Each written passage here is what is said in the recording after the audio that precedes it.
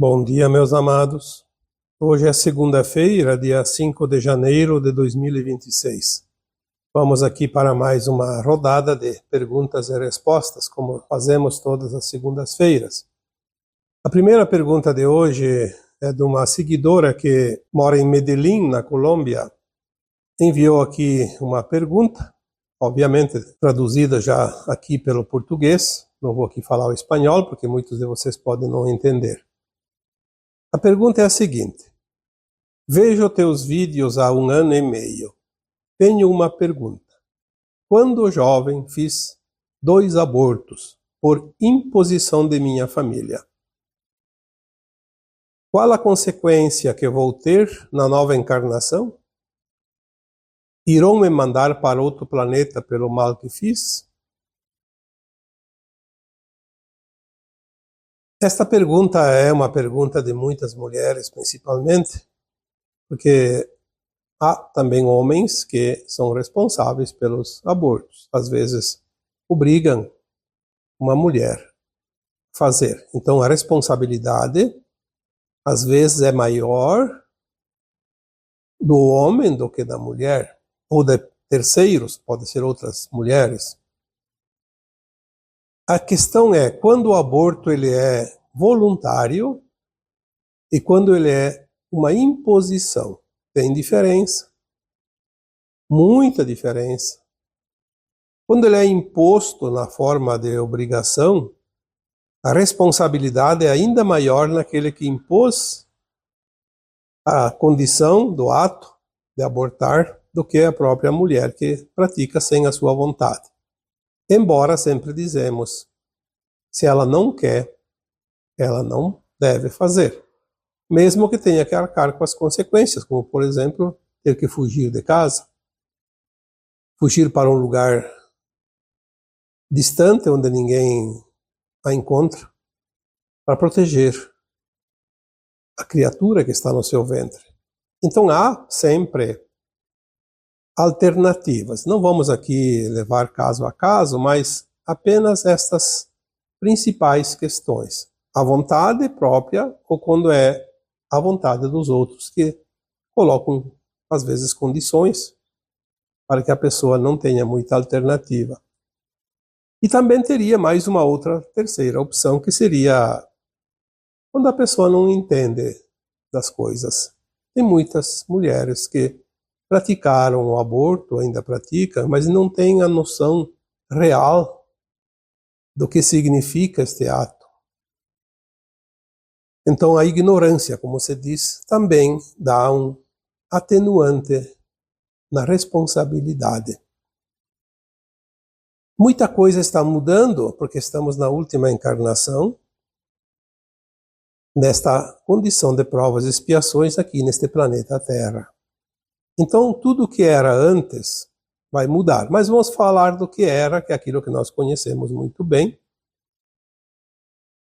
Quando se pratica o aborto, há uma consequência, nesta vida ou nas encarnações posteriores.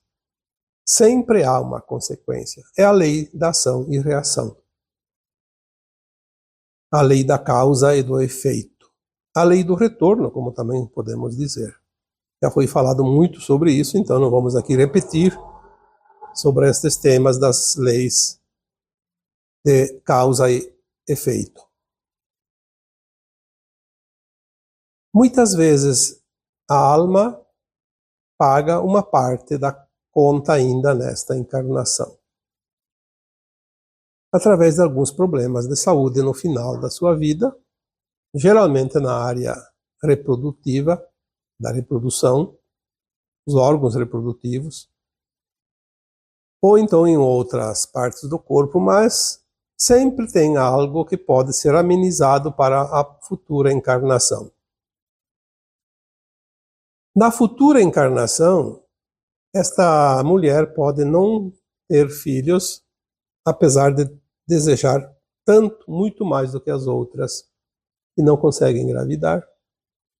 Porque daí é a penitência. Quando teve, não respeitou, e quando quer, não pode ter. É a lei de causa e efeito. a lei do retorno, como já dissemos. Às vezes, também a pessoa que comete o aborto, ela pode ter tido uma prova. Era uma prova. Já abortou em vidas passadas. Mas nesta aqui, ela precisa passar pela prova. E uma das provas pode ser combinado com outra alma que vai reencarnar também aqui como filho dela e que precisa pagar, por alguma razão, um débito e escolhe ser abortado. Então existem muitas possibilidades. Nós não temos como dizer 2 mais 2 é 4, porque não é uma questão matemática. Nós temos aqui que colocar os principais tópicos. A pergunta ela continua dizendo: qual a consequência vou ter na nova encarnação? As consequências são essas. Aquilo que fica pendente tem que recapitular. Porém, há um grande problema agora, que é a última encarnação. A próxima não será mais na Terra. A alma que desencarna com dívidas que não foram quitadas, claro que algumas coisinhas pequenas não vão influenciar, mas quando a soma é grande, vai influenciar e a alma não tem frequência para encarnar mais aqui na Terra. Então vai para o exílio, sim. Mas eu não diria que você, especificamente, tem esse risco tão grande, porque você já tem esta consciência. Você já sentiu que isso não foi uma coisa boa, já está ciente do aprendizado, porque tudo é aprendizado, e que também tem o lenitivo de que você foi forçada por outras pessoas, o núcleo familiar. Isso acontece muito. Então, muitas vezes nós dizemos assim para as pessoas: procure fazer algo para compensar, porque tudo é uma compensação, é débito e crédito. Sobra o saldo. Se você fez boas obras, se você aprendeu a lição, se você de fato entendeu que aquilo não é uma coisa ética da vida, se você trabalha para amenizar esse débito, você vai conseguir um saldo melhor. Isso conta muito na hora final desta encarnação para a frequência, para a próxima parte, seria então voltar para a Terra, e não precisamente ter que ir para o exílio. Às vezes, no final da vida, se faltou créditos, e você é uma boa alma, você não vai ser mandada para um planeta ainda de provas e expiações por causa de um probleminha, não deu tempo de fazer os créditos suficientes. Então você pode ter uma doença, por exemplo, geralmente, os órgãos reprodutores, ou pode ser também uma outra parte do corpo. Não tem problema.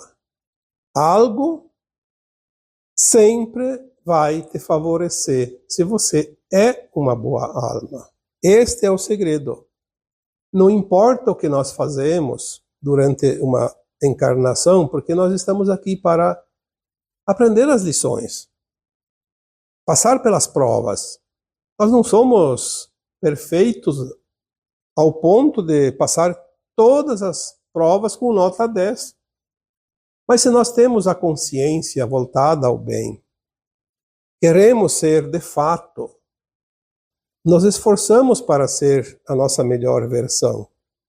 Não tenha dúvida. O risco de perder a oportunidade de ascensionar para a nova Terra é muito pequeno. Praticamente fica inexistente. Lembrando que todos os encarnados têm chance de ascensionar. Embora saibamos que a maioria, mais da metade, não vai. Mas não é por causa de erros, é por causa que não se esforçam para conseguir os bônus, os créditos. Tem os débitos, é normal. Todos nós temos os débitos no dia a dia, somos falhos, somos humanos, mas temos que corrigir, temos que trabalhar para reverter o prejuízo. É ali que está o segredo, não importa a ação em si. O que importa é que você pode fazer sem depender de ninguém. Depende exclusivamente de você. Muitas vezes as pessoas que abortam depois não podem ter filhos, então já pagam o prejuízo ali. Quer ter e não vai ter mais. Às vezes a pessoa que abortou, ela também não pode mais ter filho, então ela adota. Adota algumas crianças, uma pelo menos, e cumpre com o seu papel, faz a contrapartida, sempre tem oportunidades. Ou então fazer caridade, trabalhar com crianças, ajudar aquelas que mais precisam. Há muitas maneiras.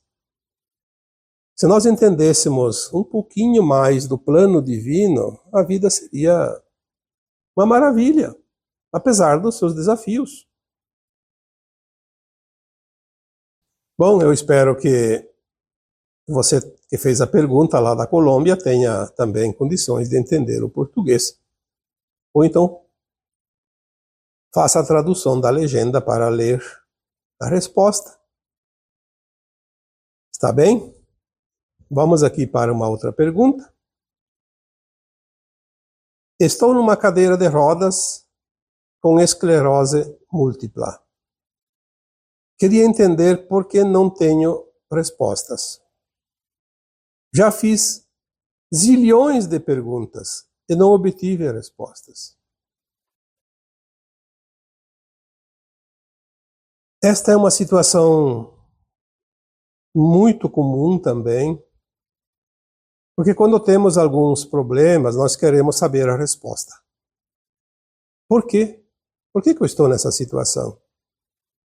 O que eu fiz para estar nessa situação? O que eu devo fazer para sair da situação? Essas são as perguntas mais corriqueiras, mais redundantes. E eu diria que nenhuma dessas perguntas são necessárias, porque realmente não há respostas. Existe a lei de ação e reação.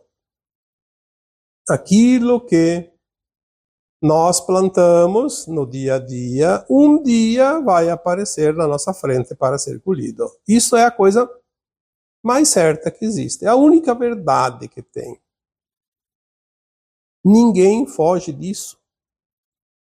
Tudo que eu fizer, tudo que você fizer hoje, amanhã e no decorrer dos dias, nesta encarnação e nas encarnações passadas, nós vamos ter a oportunidade da colheita.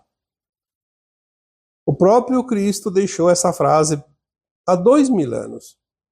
A semeadura é livre, mas a colheita é obrigatória. E eu sempre digo, ninguém planta no teu quintal e você não planta no quintal dos outros. Cada um planta no seu quintal e cada um colhe das suas sementes. O exemplo aqui citado da cadeira de rodas. O que foi feito? O que importa o que foi feito? O que importa é que essa situação está ali, se materializou. É a colheita de uma semente plantada, não importa. Quando, em que vida, em que lugar e qual a verdadeira ação praticada lá. Eu já falei muitas vezes, nós estamos hoje na última encarnação nas provas e expiações no planeta Terra.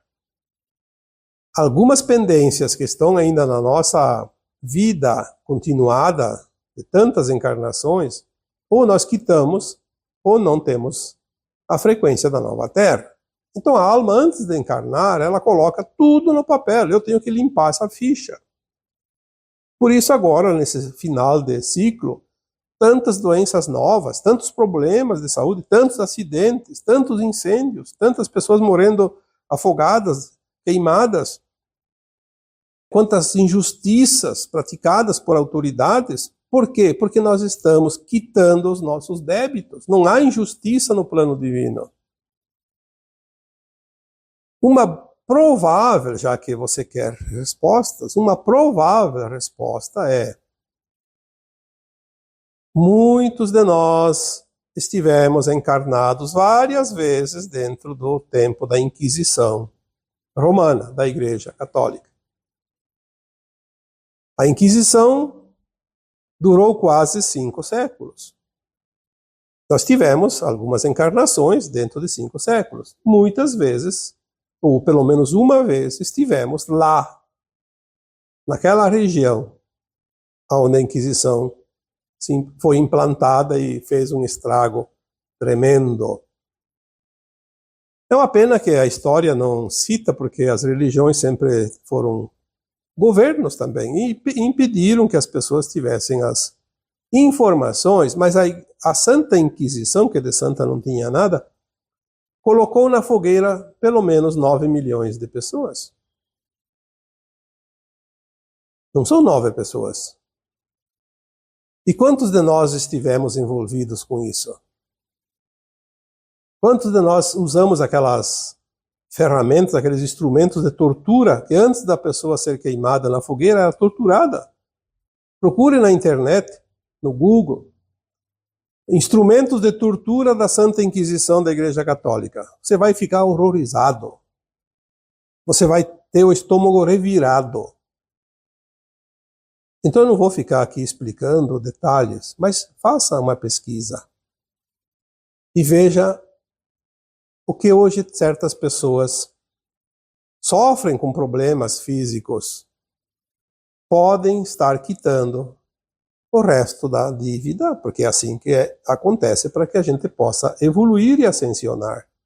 Não é um castigo, é uma oportunidade. Para aliviar as dores, melhor de tudo é compreender. Fizemos, sim, fizemos. Fizemos o erro. Agora vamos ter a oportunidade de resgatar. Que maravilha, gratidão pela oportunidade. Porque se não resgatarmos a dívida, ficamos devedores e não vamos passar com a frequência da nova Terra.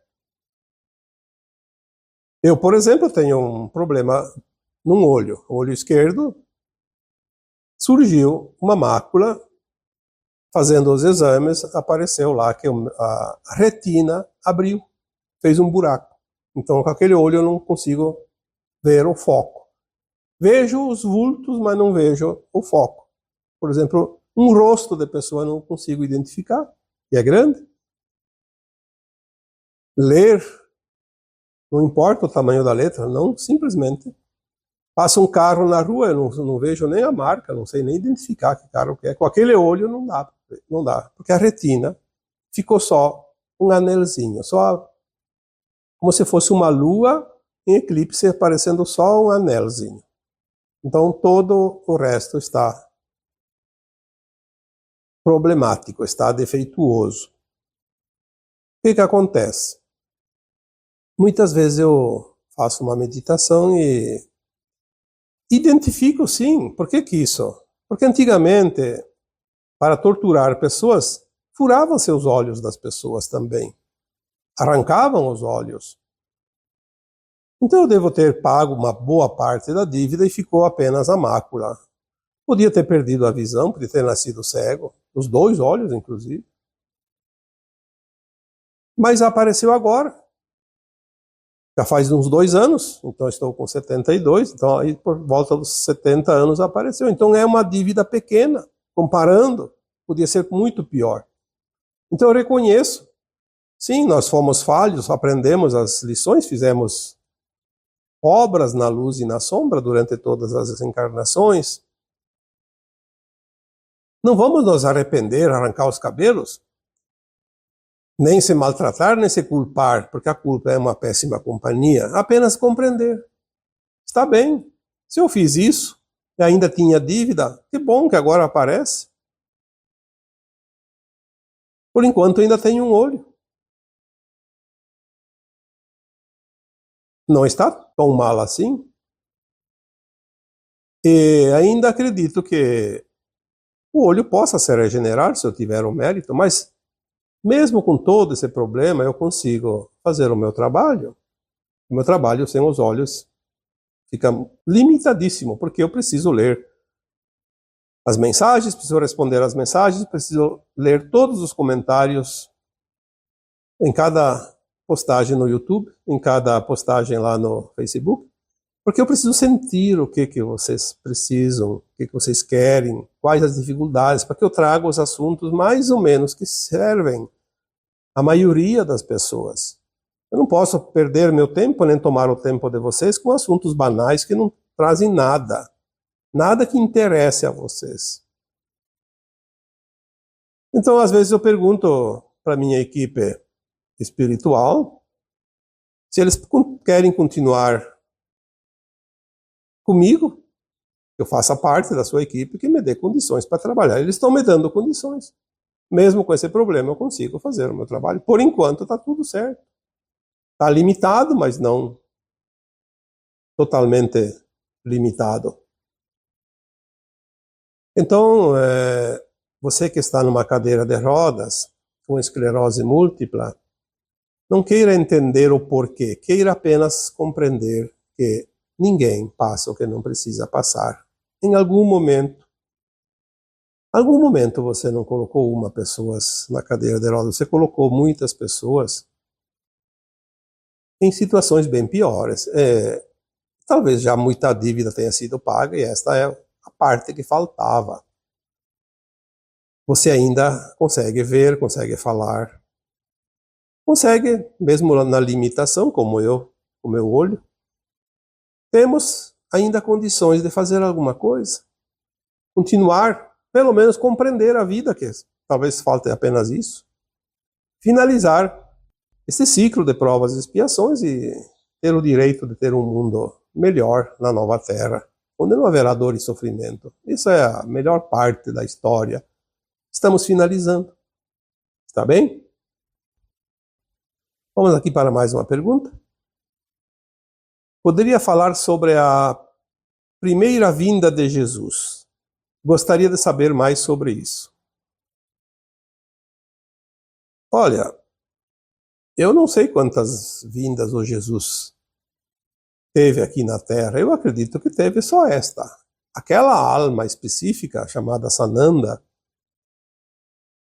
eu acredito que houve a vinda de outros emissários, também de alta patente, como se diz nas hierarquias espirituais, mas o próprio Sananda, que aqui nós conhecemos como Jesus Cristo, que nasceu há 2000 anos atrás, mais ou menos, aquela história.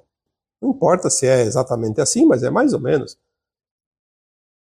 Eu acredito que tenha sido a única visita daquela alma, que na verdade é uma super alma, um avatar.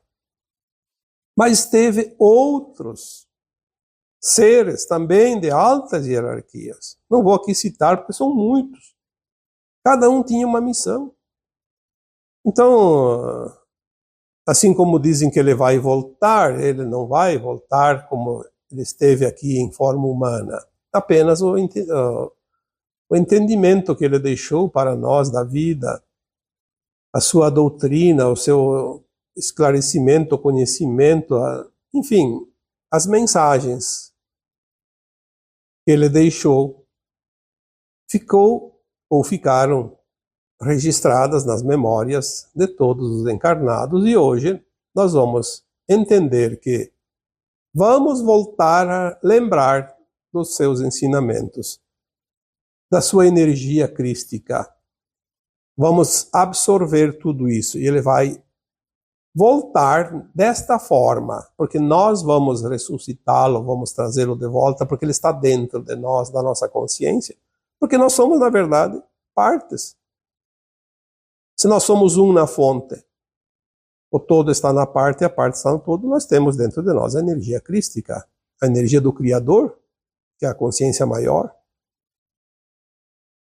Então, falar sobre a primeira vinda ou a segunda vinda, eu Na verdade, eu não vejo nenhuma razão e nenhuma necessidade, até porque não sabemos. Acredito, pessoalmente, que a vinda dele tenha sido uma única. E por último aqui, a pergunta que finaliza o tema de hoje, fale sobre não se sentir pertencente aqui na Terra, nem com as pessoas da família, nem com os demais. Bom, não se sentir pertencente é, na verdade, uma sensação que a nossa alma começa a lembrar que ela não é da Terra, ela nunca esteve desde o princípio aqui, ela veio de outros lugares, outras estrelas, outros planetas.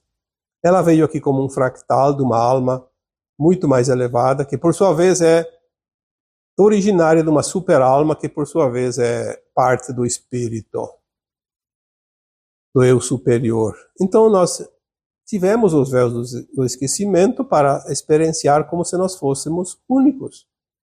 Não existiria mais nenhuma possibilidade de ter partes da nossa consciência mais elevada em qualquer outro lugar. Seríamos um ser único e que nascia, crescia, morria, acabou tudo, e depois aprendemos que éramos uma alma e que tínhamos que fazer uma ascensão para um mundo melhor, uma evolução, e hoje nós entendemos que é muito mais que isso. Somos um fractal de uma alma submetido ao véu do esquecimento para experienciar a luz e a sombra num planeta de pouca luz, pouca energia. Viemos quase como uma brasa apagada, mas cada soprada ele reaviva. E vamos voltar a ser integrados numa fogueira enorme, e na verdade somos muito mais do que este fragmento de consciência.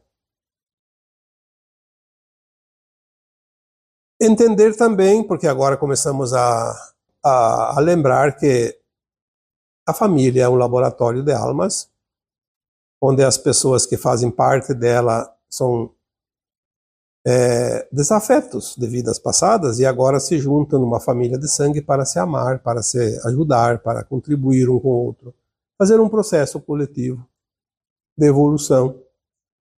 Mas como nós estamos começando a lembrar, vemos então que essas pessoas não têm muita afinidade com a nossa consciência de verdade.